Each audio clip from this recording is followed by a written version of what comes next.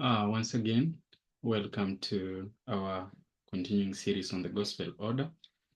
And we are looking at number 14, the early experiences in establishing the gospel order. We have nothing to fear lest we forget the way the Lord has led us in the past. And as the order was being established back in the early 1860s, as we have seen, it was something difficult because many believed that order and organization was going back to popery, and it was Papal and Babylon.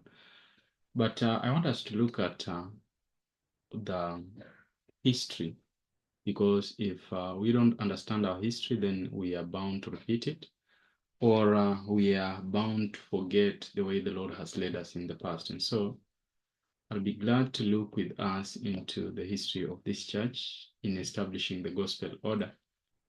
And so for those who love history, you are welcome. And I pray that the Lord will continue guiding us. I'll be going through the doings of the Battle Creek Conference, October 5 and 8, 1861.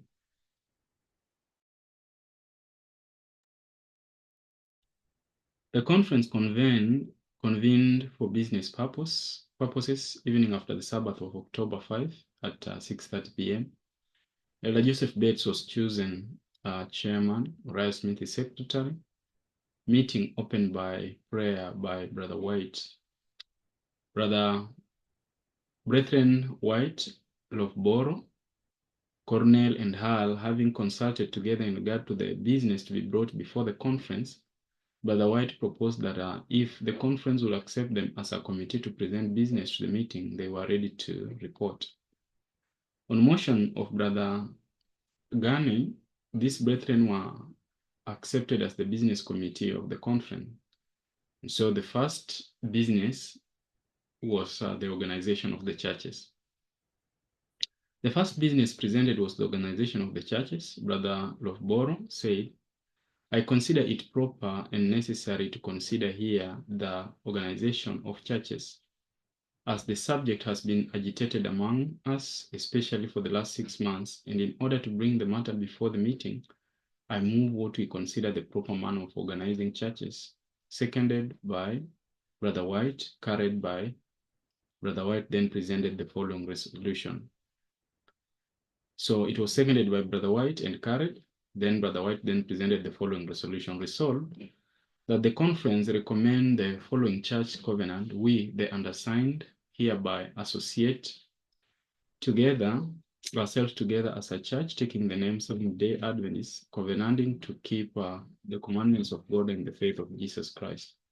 The gospel order and organization of the church was done back in 1861. Before 1863, a name was really adopted in fullness.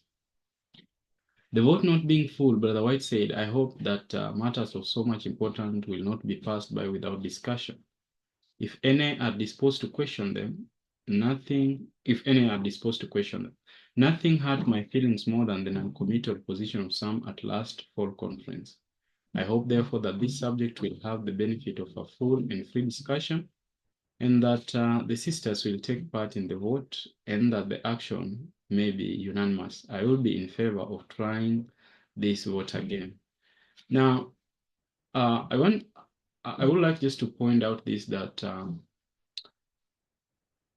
the one thing that also disturbed the brethren who are doing gospel order and organization is this non-committal position that people takes a lot.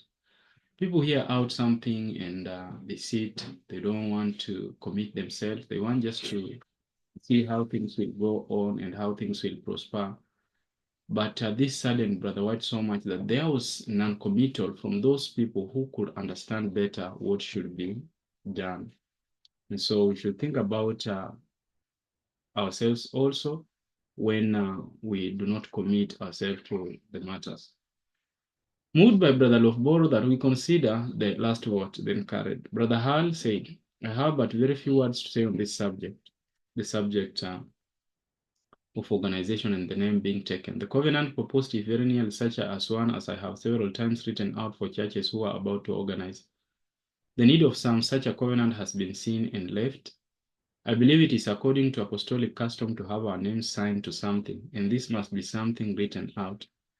We pledge ourselves only to do one thing, to keep the commandments of God and the faith of Jesus. There can be nothing more in Christianity.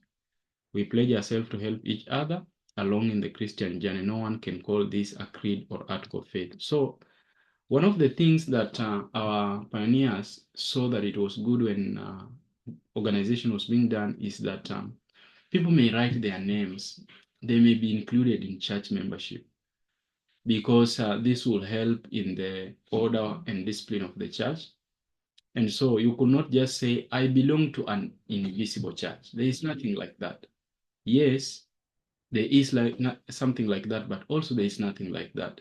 At least there is a visible body where our names must be. You know, people will say that it doesn't care where your name is on the face of the earth, so long as it is in heaven. But here, for order, discipline, and recognition of who are church members and who can be used to do this and this, it was important that the names be submitted to the church so that their names are in the church register. I'm not saying that if your name is in the church register, then you are a candidate or you are an automatic candidate to heaven. No, it only facilitates to bring about order and discipline and avoiding false brethren or people representing the church as brethren when they are not. And so I think that is understandable. Brother Bington, if we carry out this matter not only merely covenanting to do, but practically doing it, then it can be said of truth, here are they that keep the commandments of God and the faith of Jesus. So again, when you put your name in the church register, it is not just a matter of merely covenanting, but following and doing practical according to what you have covenanted. Brother White said, if there is no one to raise any objections to this step, I have almost a mind to raise some myself so that the subject may be discussed. Circumstances have driven me to an examination of this subject somewhat, and it is a very clear one to my mind, but perhaps it might be objected to on this ground. It will look like patterning after the churches around us, and what will be the influence? I would like to hear remarks upon this point. It will certainly be doing like those around us, and certain individuals who say that we are following after Babylon, and this may be an objection in their mind. That is organization, gospel order, and covenanting to be a church. This kind of putting things in order. You know, many people had seen it as Babylon and going back to popery. And so Elder White raises the point. Although I support this, but how do we deal with this issue when people say that we are becoming Babylon because of organization? Brother Lofboro, I think he was next to answer. It may with equal propriety be said that we are partnering after the churches in building meeting houses. We call the churches Babylon, not because they covenant together to obey God. I am still of the opinion I advanced sometimes in through the review. The first step of apostasy is to get up a creed telling us what we shall believe. The second is to make that creed a test of fellowship. The third is to try members by that creed. The fourth, to denounce as heretic those who do not believe that creed. And fifth, to commence persecution against such. I plead that we are not patterning after the churches in any unwarrantable sense in the step proposed. So the issue here was not actually having gospel order and organization and covenanting to keep the commandments of God and the faith of Jesus Christ, but how the structure itself will be used. Brother Cornell went ahead and said, the point in the covenant is to keep the commandments of God and the faith of Jesus. I never heard of a people making such a covenant, and hence cannot consider that we are patterning after the churches in such a covenant as that. Again, we have Bible classes and Sabbath schools just like the churches, but no one accuses us of patterning after them in this respect. Brother White then replied, I am convinced, not by what the brethren have said, for I was convinced before. I wish to say a word now in favor of the resolution, that is gospel order and organization and covenanting to keep the commandments of God and faith of Jesus Christ. I prefer that the brethren should be uniform in this thing. This will tend to unity in the church. Let us set a right example here and let it go out from this meeting. This is one reason why I will vote for this covenant. On the subjects of creeds, I agree with Brother Lovboro. I never weighed the points which he has presented, as I have since begun to examine the subject for myself. In Ephesians chapter 4, verses 11 to 13, we read, "And he gave some apostles and some prophets, etc." Here have the gifts of the church presented. Now, I take the ground that creeds stand in direct opposition to the gifts. Let us suppose a case. We get up a creed stating just what we shall believe on this point on the other, and just what we shall do in reference to this thing and that, and say that we will believe the gifts too.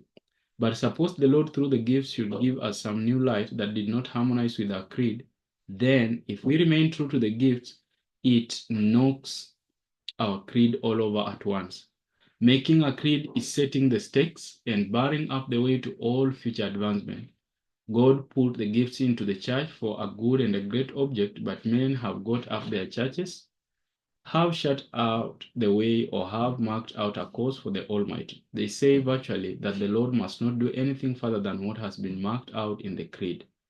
A creed and the gifts thus stand in direct opposition to each other. Now, what is our position as our people? The Bible is our creed. We reject everything in the form of human creed. We take the Bible and the gifts of the Spirit, embracing the faith that thus the Lord will teach us from time to time. And in this, we take a position against the formation of a creed. We are not taking one step in what we are doing toward becoming Babylon. And so, having a creed was rejected as a form of going back to Babylon. This was unanimously agreed upon, that the Bible will be the only creed. And if there is a matter of church discipline and approaching different things in the church, then the Bible will be appealed to and not any other extra book apart from that. And as we strive towards organization, that is what we should be striving towards. Brother Cornell said, I think we have many examples in the scriptures of the people of God entering into a covenant. It is always proper to covenant to do right, and there can be no more appropriate covenant than to keep the commandments of God and the faith of Jesus. Second Chronicle chapter 14, verse 12. Here it seems the people of God were at one time together and all entering into a covenant to do what the Bible commanded them to do. I think in the step we propose, we are only entering into a covenant to do what the Lord commands us to do. But the Bington replied, a covenant, I understand, is a promise or a vow. The Bible requires us to pay our vows unto God. We could not pay them unless we had made them. And so Brother White responded, the 19th chapter of Exodus shows that there was a covenant entered into between God and the people to keep the commandments of God. God promises that if they will keep the commandments, he will be their God, and the people say, all the word the Lord has spoken we will do. We read also 2 Kings 23, verses 3. Brother Lochbor responding, the greatest objection that rests in the minds of individuals, I presume, is having these things set down in writing. I do not know as I ever went into a meeting, but there were some to express the determination to renew their covenant. Now there is the covenant, but to just put that down in writing seems in the minds of some to be Babylon. You see at once that here is where the difficulty lies. For when I state a thing, I endorse it. And all the difference there is between that and what we now propose is that one is set down in writing and the other is not. So it's amazing that even just writing down, we covenant to keep the commandments of God and the faith of Jesus Christ is seen as a creed. And it seems bordering towards Babylon. And so I presume that the 1860 movement, 1861, really a hard time in establishing gospel order and organization. You can just see how things are tough here. But thank the Lord that everything has been made simple to us. The question was called for and unanimously carried. The second business was proper manner of organizing churches. So they have agreed upon gospel order, organizing churches, but now they go to the second business, which is the manner in which these churches will be organized. The next question being in regard to the proper manner of organizing churches, after some remarks by different individuals, the following resolution was presented by Brother White. Resolved that we refer this subject to the ministers present, instructing them to hold a Bible class on it and write an address to the brethren to be published in the review. And so the manner in which to organize the churches, I have dealt with it. What kind of organization should we have? We looked at hierarchical structure. We looked at episcopal structure. We looked at what we may call congregational structure.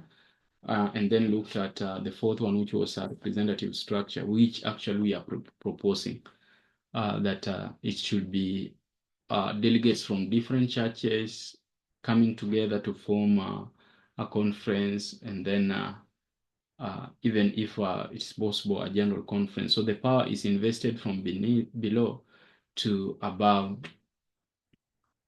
So the third business, organization of conferences. So the organization of the churches has been agreed on that the ministers will look into it and inform them. The third business was organization of conferences. On this subject, the following resolution were presented by Brother White. Resolved that we recommend to the churches in the state of Michigan to unite in one conference with the name of the Michigan Conference of Seventh-day Adventists. I love how actually the pioneers really resolve things simply because they were under the leadership of the Holy Spirit. So the churches in Michigan should organize. But when they have organized themselves, they should organize a conference called the Michigan Conference of Seventh-day Adventists.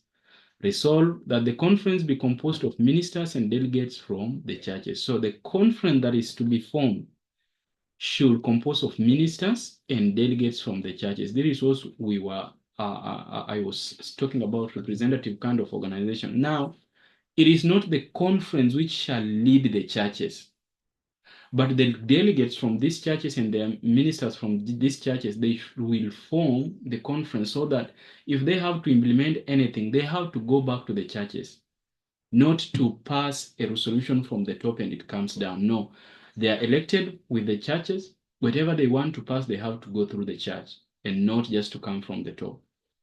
By Brother Lombra responding, resolved that the officers of the conference consist of chairman, clerk, and standing committee of 3. This will depend on how big actually the conference is, but we are seeing the structure of organization that was adopted, and it's better. Resolved that our present chairman and clerk act as officers of this conference for the coming year. Brother White resolved that John Lobora, Moses Hall, and M.E. Cornell be the conference committee. And so how many did compose the conference? We had, that is 5 people.